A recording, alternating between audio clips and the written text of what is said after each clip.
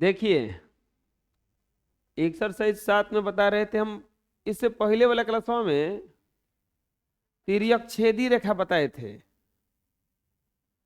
इसी को बताते समय हमारा पूरा टाइम हो गया था।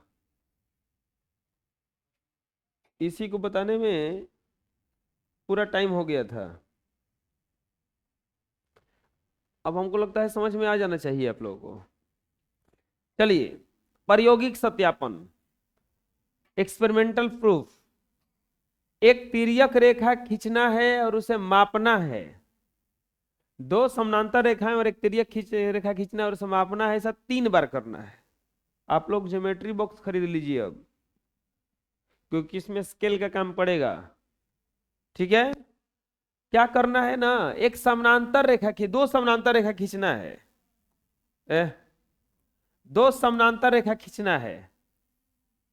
एगो ये खींच दिए और एगो ये खींच दिए। दो खींच दिए। एक तिर्यक रेखा खींचना है, तो ये खींच दिए। खींच दिए। यहां पे क्या लिखेंगे? यहां पे लिखेंगे एल एम और इसको लिख देंगे एन। एल एम और एगो का क्या लिख दिए? एन। अब इतना खींचने के बाद ऐसे लिख देंगे यहां, अच्छा ऐसे लिख देंगे इसको, एल एम ना लिख करके ए बी, इसको लिख देंगे सी डी, इसको लिख देंगे ई एफ। यहां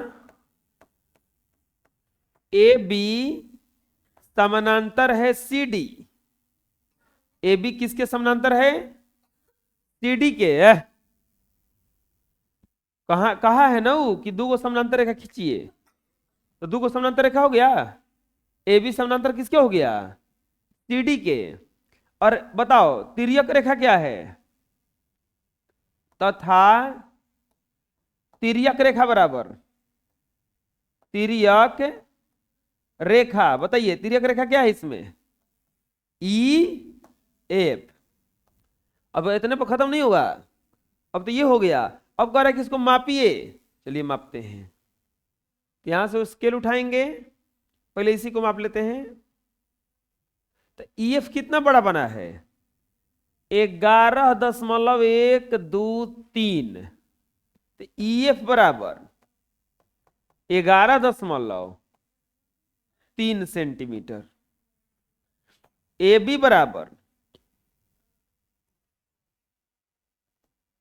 ए बी को मापते हैं। ए बी कितना का है लगभग? नहीं नहीं 10 नहीं है, 9.9, 9.9 सेंटीमीटर। अब देखेंगे इसको, ये लगभग कितना का है बताइए? सी डी बराबर 9 सेंटीमीटर। हो गया आंसर। समझ में कैसे हुआ? ऐसा कौ बार करना है? 3 बार। एक बार हो गया ना, फिर यही चीज करेंगे। फिर से एगो लाइन खींचेंगे, खींच दिए। अब देखो सीधा लाइन कैसे खींचाएगा, समानांतर कैसे खींचाएगा? एकदम ये सीधा खींचाया, स्केल हिलाना मत, ऐसा ही सोज स्केल से खींच देना, बस समानांतर हो जाएगा। वो खींचा गया, तब इसे स्केल पर टेढ़ करके और खींच देना, तिर्यक रेखा हो गया। हो गया। अब यहां पे क्या लिखेंगे? इसका नामकरण करेंगे। पी क्यू आर एस, इसको लिख देते हैं ए बी। हो जाएगा। अब बताइए यहां पे क्या लिखाएगा? पी क्यू समानांतर आर एस, पी क्यू समानांतर आर एस तथा तिर्यक रेखा। बताइए तिर्यक रेखा बराबर ए बी। अब देखो आप लोग जो बनाओगे तो हमारा 11.3 आया है, तो आपका हो सकता है क्या अलग आए। ये मत सोचना कि हमारा 11.3 लिखेंगे हम, तुम नापोगे जितना ना लिखोगे। बात समझ में आ रहा क्या करें हम? इतना हम लिख दिए तो इसका मतलब ये आंसर नहीं हुआ, ये हमारा इतना आया है। आप हो सकता है कि छोटा ले लो, हो सकता है बड़ा ले लो। बात समझ में आया? अब सबका लंबाई लिखना है, तो चलिए ए बी का लिखते हैं पहले, तब पी क्यू का लिखते हैं, तब आर एस का लिखते हैं। कितना आया है ये आया है 12.4। 12.4 कैसे? देखो यहां तक 12, इसके बाद को पॉइंट आके गया है 1 2 3 4, तो 12.4। चलिए अगला देखते हैं इसको। अब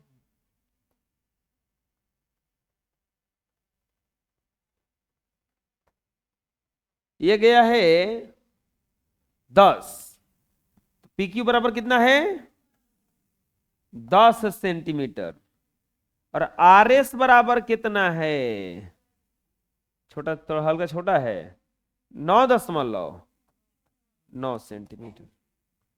आया समझ में? बोलिए, बुझाया किसे हो रही? चलो इतना बनाओ, और तीसरा वाला अपने से खींचो। चलो एगो अपने से बना लेना। नेक्स्ट एक बार और बनाना है। पहला प्रमेय। प्रमेय क्या है? प्रमेय क्या है? 10th क्लास में 4 गो प्रमेय पढ़ना रहता है, 4-5 गो, उसमें से पक्का एगो आ जाता है हर साल। प्रमेय क्या होता है? व्हाट इज प्रमेय? जिसे सिद्ध किया जा सके उसी को क्या कहा जाता है? प्रमेय कहा जाता है। अब प्रश्न देखो क्या कह रहा है। प्रमेय क्या कह रहा है? पहला कह रहा है कि यदि दो समानांतर रेखाओं को एक तिर्यक छेदी रेखा काटती है तो एकांतर कोणों के युग्म बराबर होते हैं। दो समानांतर रेखाओं को एक तिर्यक छेदी रेखा काटती है। प्रमेय देखो क्या कह रहा है। दो गो समानांतर रेखा है, देख लो, छोड़ दो मत बनाओ, देख लो। दो गो समानांतर रेखा है, ये समानांतर रेखा हो गया। अगर इसको कोई तिर्यक छेदी रेखा काटता है, अगर इसको कोई तिर्यक छेदी रेखा काटता है, ये समानांतर रेखा हो गया A B C D P Q. यहां ए बी समानांतर है सी डी। ये दोनों रेखा समानांतर, समानांतर रेखा किसको कहा जाता है? जो कभी मिलता नहीं है। ए बी समानांतर है सी डी, तथा P Q तिर्यक Rekha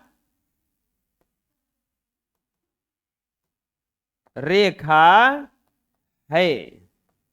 A B समानांतर है सी डी तथा पी क्यू क्या है? तिर्यक रेखा है। तो कह रहा है एकांतर अंतः कोणों के युग्म बराबर होते हैं। अब आपको पता होना चाहिए यहां पे ढेर सारा कोण बन रहा होगा। यहां पे 8 गो कोण बनता है ना टोटल, बताए थे कोण बनता है 8 गो। एकांतर अंतः कोण कौन कौन है इसमें कोई बताएंगे? इसमें एकांतर अंतः कोण कौन कौन होते हैं?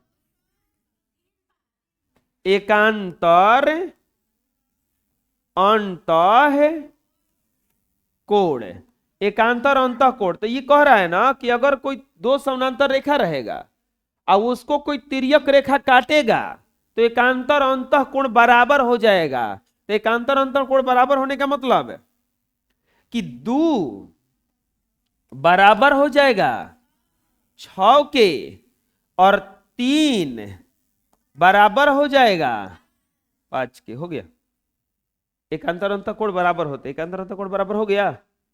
आया समझ में? बोलो, दो समानांतर रेखाओं को एक तिर्यक छेदी रेखा काटती है तो एकांतर कोणों के योग में बराबर होते हैं।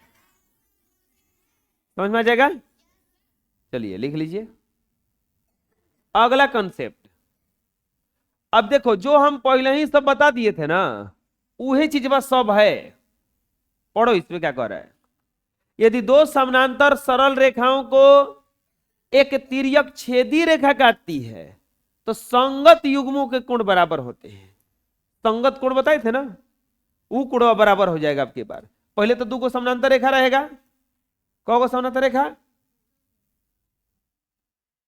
दो को समानांतर रेखा, एक ये रेखा ले लिए और एक ये रेखा ले लिए, दो को समानांतर रेखा है। अगर इसको कोई तिर्यक छेदी रेखा काटती है, अगर इसको कोई तिर्यक छेदी रेखा काटती है तो आप बताइए P Q R S A B, ये सब होगा। और यहां पर दो समानांतर सरल रेखाओं को एक तिर्यक छेदी रेखा काटती है। यहां पी क्यू समानांतर है आर एस तथा ए बी तिर्यक रेखा है। ए बी कौन सा रेखा है, तिर्यक रेखा है। तो कह रहा है कि संगत युग्मों के कोण बराबर होते हैं। चलिए कोण बताइए कौन कौन, 8 को कोण बनता है, 1 2 3 4 5 6 7 और 8।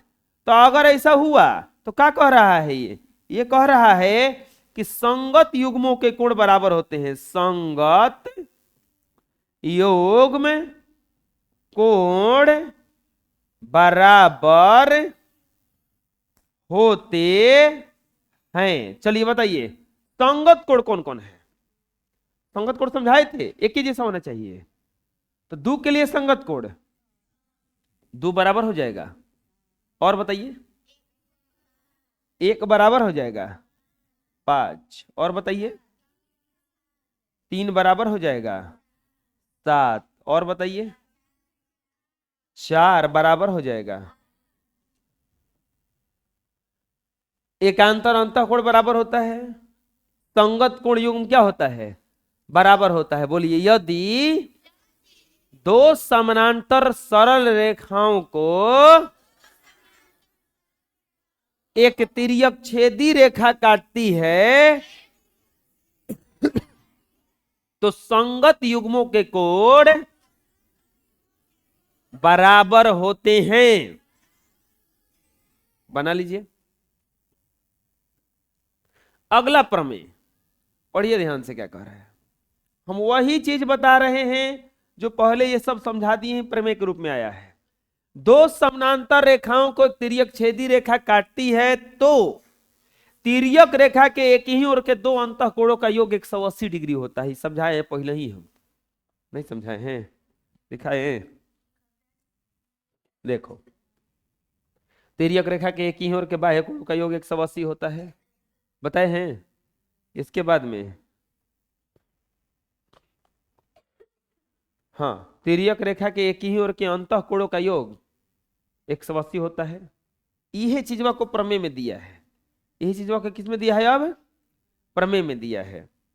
कह रहा कि यदि दो समानांतर रेखाओं को एक तिर्यक रेखा काटती है, चलिए पहले तो समानांतर रेखा खींचना पड़ेगा ना। वो दो समानांतर रेखाओं को एक तिर्यक रेखा काटती है।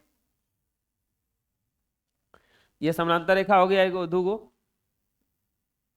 इसको एक तिर्यक रेखा क्या कर रही है, काट रही है, काट दी।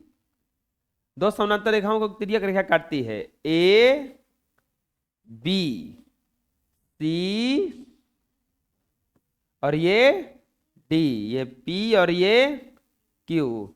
यहां ए बी समानांतर है सी डी तथा पी क्यू तिर्यक रेखा है। पी क्यू क्या है, तिर्यक रेखा है। तो बोलिए क्या कह रहा है ये, तिर्यक रेखा के एक ही ओर के दो अंतःकोणों का योग 180 डिग्री होता है। तिर्यक रेखा के एक ही ओर के दो अंतःकोणों का योग कितना होता है, 180। तिर्यक रेखा के एक ही ओर के अंतःकोणों का योग कितना होता है, 180। लिखेंगे तिर्यक रेखा के एक ही ओर के अंतः कोणों का योग 180 डिग्री होता है। तो चलिए बता सकते हैं कौन कौन सा, 1 2 3 4 5 6 7 और 8। चलिए बता सकते हैं कि कौन कौन सा वो कोण तिर्यक रेखा के एक ही ओर क्या है, अंत कोण का है। तो तिर्यक रेखा के एक ही ओर का अंदर का कोण तो 2 है, और कौन है तो 2 प्लस 7, दोनों को जोड़ेंगे तो कितना आना चाहिए 180। एक के लिए 1 + 6 बराबर कितना होना चाहिए, बात समझ में आया? आए चलिए बना लीजिए।